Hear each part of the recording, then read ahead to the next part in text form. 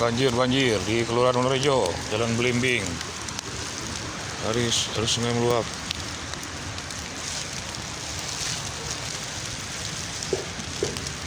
Mobil terendam.